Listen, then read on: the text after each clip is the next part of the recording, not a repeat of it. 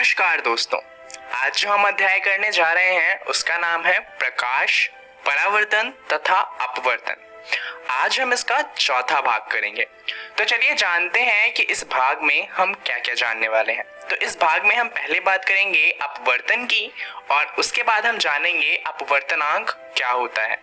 पर ये जानने से पहले आपको लास्ट वीडियो में एक होमवर्क दिया गया था जहां पर आपको एक सवाल सॉल्व करके लाना था। तो अगर आपने वो सवाल सॉल्व कर लिया और आपका सही उत्तर आ गया तब तो बहुत अच्छी बात है, परंतु अगर आपसे वो सवाल नहीं हो पाया तो चलिए देखते हैं कि उस सवाल को करना किस तरीके से है।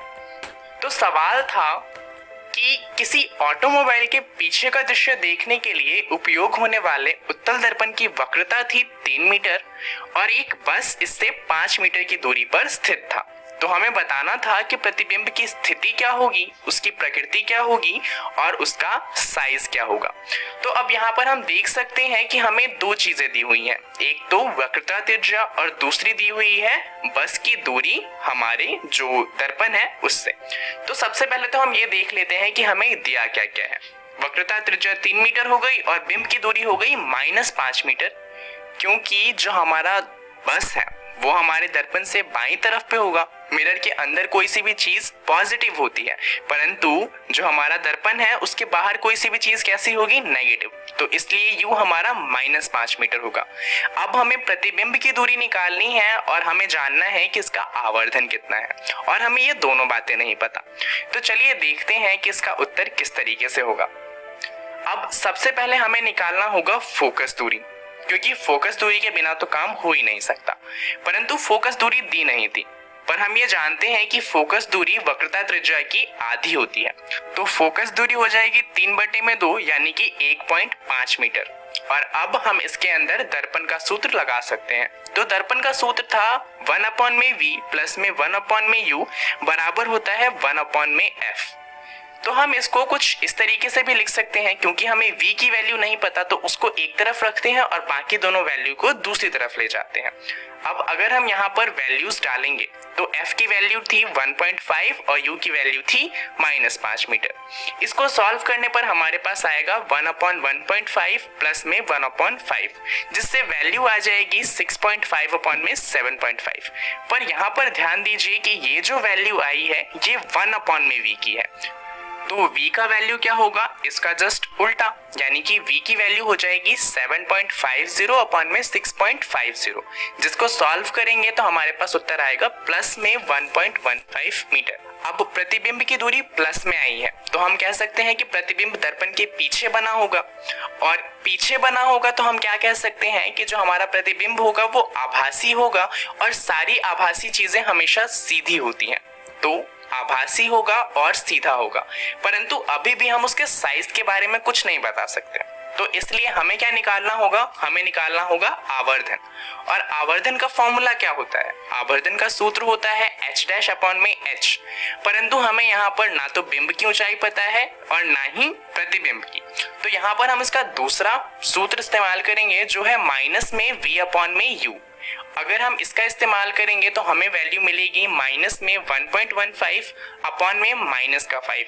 यहाँ माइनस से माइनस कैंसिल हो जाएगा और हमें जो वैल्यू मिलेगी वो होगी +0.23 मीटर।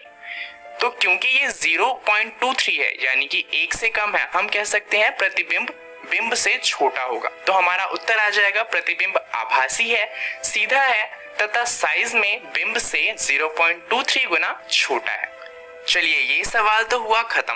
अब शुरुआत करते हैं जानते हुए अपवर्तन को। अब अपवर्तन सिर्फ उन चीजों में होता है जो पारदर्शी होती हैं, और ऐसा इसलिए होता है क्योंकि हम जानते हैं पारदर्शी चीजें पारदर्शी इसलिए होती हैं क्योंकि उनसे प्रकाश की किरण दूसरी तरफ जा सकती है। परंतु प्रकाश की किरण जब इन चीजों से, जितनी भी पारदर्शी चीजें होती हैं, इनसे दूसरी तरफ जाती है तो होता क्या है कि प्रकाश की किरण उतनी तेज नहीं हो पाती जितनी तेज वो हवा में थी, और इस वजह से क्या होता है कि ये किरणें सीधी नहीं जाती बल्कि थोड़ी सी मुड़ जाती हैं। और ये जो प्रकाश की किरण का मुड़ना होता है इन चीजों की वजह से जो पारदर्शी है परंतु हवा नहीं है, इसे ही कहा जाता है अपवर्तन। अब जो प्रकाश की किरण है वो किस तरफ मुड़ेगी, चलिए ये जानते हैं।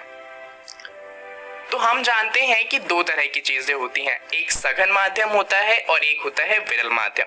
अब अगर हम उदाहरण के लिए ग्लास की बात करें तो ग्लास सघन होता है अगर हम उसे हवा से कंपेयर करें। तो यहाँ पर हम पहले देखते हैं जब कोई सी चीज विरल माध्यम से सघन में आती है, तो अगर कोई आपतित किरण मान लीजिए विरल माध्यम से सघन माध्यम में आ रही है, तो जहां पर ये सघन माध्यम से टकराएगी वहां पर हम एक परपेंडिकुलर लाइन खींचेंगे जिसे कहा जाता है अभिलंब, और यहाँ पर जो किरण होगी अपवर्तित किरण वो अभिलंब की तरफ मुड़ जाएगी। ऐसा होता है जब विरल माध्यम से कोई चीज सघन माध्यम में आती है। अब इसका बिल्कुल ही उल्टा होता है जब कोई चीज सघन माध्यम से विरल में आएगी, तो यहाँ पर भी आपतित किरण आएगी तो सबसे पहले हम एक अभिलंब खींचेंगे। अब क्योंकि किरण सघन माध्यम से विरल माध्यम में आई है तो इस बार ये अभिलंब से दूसरी तरफ मुड़ जाएगी, और ऐसा होता है जब किरण सघन माध्यम से विरल माध्यम में आती है। तो यहाँ पर दो बातें साफ हो जाती हैं। पहली बात, जो किरणें मुड़ती हैं ऐसा इसलिए होता है क्योंकि अलग अलग माध्यम में जो हमारी प्रकाश है उसकी गति अलग अलग होती है, और ये किस तरफ मुड़ेगा ये इस बात पर निर्भर करता है कि जो किरण है वो सघन माध्यम से विरल में आ रही है या फिर विरल से सघन में जा रही है। चलिए अब अपवर्तन के कुछ नियम देख लेते हैं। दरअसल अपवर्तन के सिर्फ दो नियम ही हैं, और पहला नियम तो वैसा ही है जैसा हमने परावर्तन में पढ़ा था। ये है कि अपतित किरण, अपवर्तित किरण तथा अभिलंब तीनों एक ही तल में होते हैं। तो यहाँ पर तो ज्यादा कुछ समझना नहीं क्योंकि ये वही है जो हमने पढ़ा था परावर्तन के केस में। दूसरा केस थोड़ा ज्यादा इंपॉर्टेंट हो जाता है। दूसरा केस जो है उसके अनुसार अगर I आपतन का कोण हो तथा R अपवर्तन का कोण हो तो साइन I अपॉन में साइन R जो होता है वो एक कांस्टेंट होता है, यानी कि एक फिक्स वैल्यू होती है जो नहीं बदलेगी। अब यहाँ पर ये तो पता ही नहीं कि आपतन कोण और अपवर्तन कोण क्या होता है, चलिए उसे जान लेते हैं। ये है हमारा आपतित किरण। तो आपतित किरण अभिलंब के साथ जो कोण बनाती है उसे कहा जाता है आपतन कोण। आप देख सकते हैं यहाँ पर I से उसे दिखाया गया है।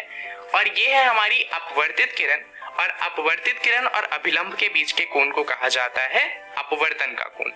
और साइन I अपॉन में साइन R अगर हम लिखेंगे तो इसकी जो वैल्यू आती है वो हमेशा फिक्स होती है, तो वो नहीं बदलेगी। अब ये जो नियम है इसके बारे में हमें एक साइंटिस्ट ने बताया था जिनका नाम था स्नेल, तो इसीलिए हम इसे कहते हैं स्नेल का नियम। चलिए अब जानते हैं कि अगर कोई कांच का स्लैब हो तो उससे अपवर्तन किस तरह से होगा। अब क्योंकि ये बहुत ज्यादा इंपॉर्टेंट है तो आप इसे ध्यान से देखिएगा और याद करने की कोशिश कीजिएगा। तो इसकी शुरुआत होगी हमारे आपतित किरण से। ये जहां पर कांच के स्लैब से टकराएगी वहां पर हम सबसे पहले अभिलंब खींचेंगे। अब क्योंकि विरल माध्यम से सघन माध्यम में किरण आ रही है तो ये अभिलंब की तरफ मुड़ेगी, इसे कहा जाएगा अपवर्तित किरण। अब यहाँ पर जब ये इसके अंदर आ जाएगी तो इसके अंदर तो ये सीधी ही जाएगी, परंतु कांच के स्लैब के एंड पर आने पर इसका फिर से अपवर्तन होगा। तो यहाँ पर हम फिर से एक अभिलंब खींचेंगे, और क्योंकि इस बार सघन से विरल माध्यम में आ रही है किरण इसलिए ये इस बार अभिलंब से दूसरी तरफ मुड़ जाएगी, और इसे कहा जाएगा निर्गत किरण। अब अगर आपतित किरण का अपवर्तन नहीं हुआ होता तो वो सीधी आती, तो ये जो दोनों किरण है, जो किरण हो सकती थी और जो किरण अभी निकली है, वो दोनों आपस में पैरेलल होती है, और इनके बीच में जो गैप होता है उसे कहा जाता है प्रसव विस्थापन। चलिए ये तो हुआ अपवर्तन एक कांच के स्लैब से। अब हम जानते हैं कि अपवर्तनांक क्या होता है। अपवर्तनांक को विभिन्न माध्यमों में प्रकाश के संचारण की अपेक्षित चाल से संबद्ध किया जा सकता है। अब इसका इस्तेमाल हम करते हैं ये जानने के लिए कि कौन सा माध्यम विरल है और कौन सा माध्यम सघन है।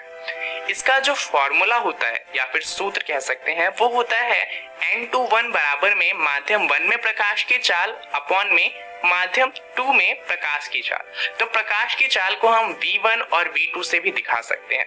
प्रकाश की सबसे ज्यादा चाल होती है निर्वात में, जो कि है 3 गुने में 10⁸ मीटर पर सेकेंड। हवा में भी लगभग इतनी ही चाल होती है, इसलिए हम निर्वात और हवा को एक ही मानकर चलते हैं। तो हम किसी भी चीज के सघन और विरल होने की बात इस बात पर निकालते हैं कि वो हवा के मुकाबले उस माध्यम में लाइट कितनी तेजी से चलती है। तो अगर एक माध्यम निर्वात या वायु है तब माध्यम 2 का अपवर्तनांक निर्वात के सापेक्ष माना जाता है। यह माध्यम का निरपेक्ष अपवर्तनांक कहलाता है और इसका फॉर्मूला होगा, अगर मान लीजिए वायु में प्रकाश की चाल c है और माध्यम में v है तो इसे हम कहेंगे nm, जो बराबर होगा वायु में प्रकाश की चाल अपॉन में माध्यम में प्रकाश की चाल, या फिर c अपॉन में v। तो चलिए अब कुछ महत्वपूर्ण द्रव्यात्मक माध्यमों के निरपेक्ष अपवर्तनांक देख लेते हैं। यहाँ पर आपको सभी याद नहीं करने, ये 3 बहुत ज्यादा महत्वपूर्ण है, जैसे कि हवा में 1.0003, बर्फ में 1.31, जल में 1.33 और लास्ट में डायमंड का ज्यादा इंपॉर्टेंट है क्योंकि डायमंड में निरपेक्ष अपवर्तनांक सबसे ज्यादा होता है जो कि है 2.42। तो चलिए जानते हैं इस वीडियो में हमने क्या क्या सीख लिया। हमने सबसे पहले जाना कि अपवर्तन क्या होता है और उसके बाद हमने जाना कि अपवर्तनांक क्या होता है। अब इसके बारे में आपको पढ़ना है अपनी एनसीईआरटी की किताब का प्रकाश, परावर्तन तथा अपवर्तन वाला अध्याय। वहां पर आपको इसी नाम से ये टॉपिक मिल जाएंगे, यानी कि अपवर्तन और अपवर्तनांक आपको पढ़ कर आने हैं। अगली वीडियो में हम बात करेंगे लेंस द्वारा प्रतिबिंब बनाने की। इस वीडियो में इतना ही, तब तक के लिए धन्यवाद।